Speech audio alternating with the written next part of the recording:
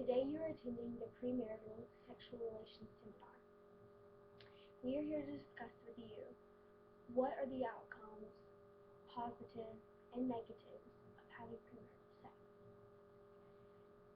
There can be many different ways people will try to explain this to you and say things that would be otherwise known as misleading and deceptive.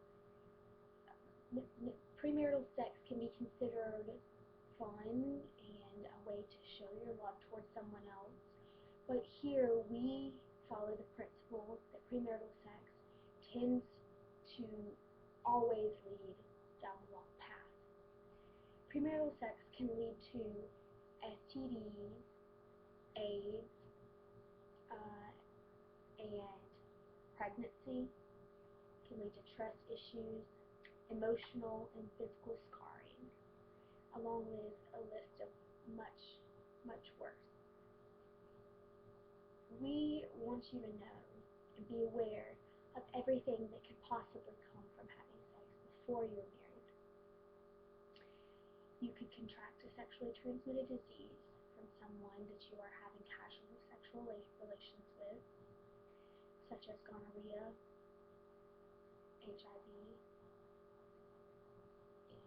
chlamydia, crabs. There's a list that goes on, and many of them will not go away forever. They can be treated, but come back. So we want you to understand and know the only way to prevent getting a sexually transmitted disease is to not have sexual relations. Another, more popularly known reason to abstain from premarital sex is pregnancy. It's easy to think about this in the way that, do you want a child with someone that's not going to be your husband?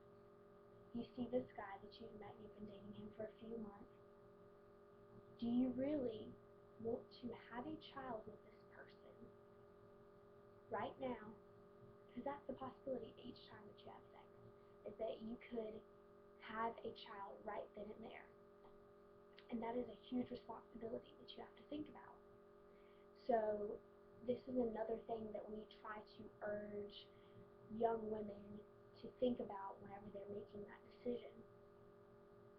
And then, of course, one of the newly seen and thought of things is AIDS.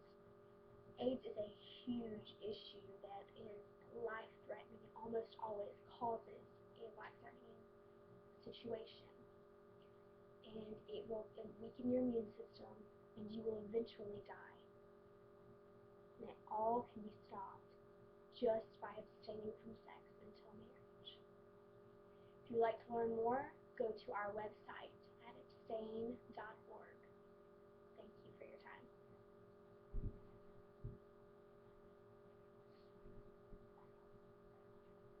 Hey guys, I'm just doing a little YouTube video that you have requested.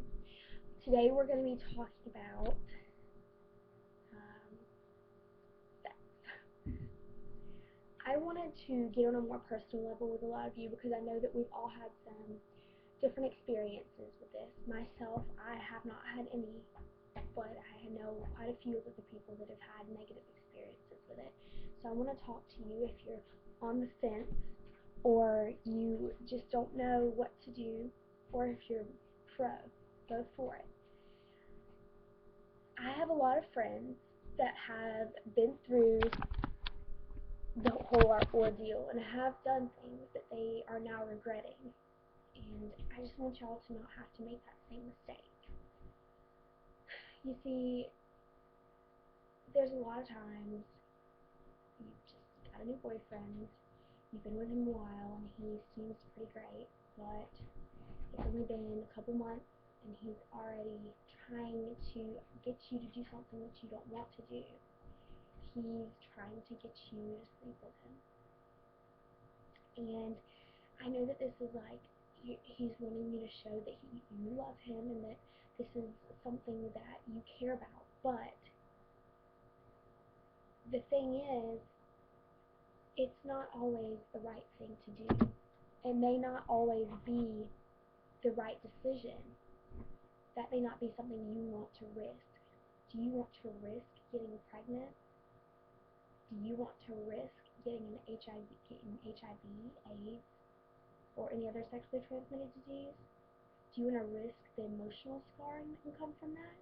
When you're not ready to have sex with someone and you do it just to please them, and then you feel used and unwanted and you don't feel beautiful like you are because you've done something that your body's not comfortable with, that you're not comfortable with yet. So I just wanted to talk to you guys about this today and let you know that there are people out there. If you're not sure about something or you want to talk about it, feel free to DM me. Like, let me know. Talk to me. I'll talk you through it. I mean, it's not always the easiest thing to talk about, but there's lots of things that we can do that can keep us from feeling this way. We don't have to feel that guilt and that shame and regret.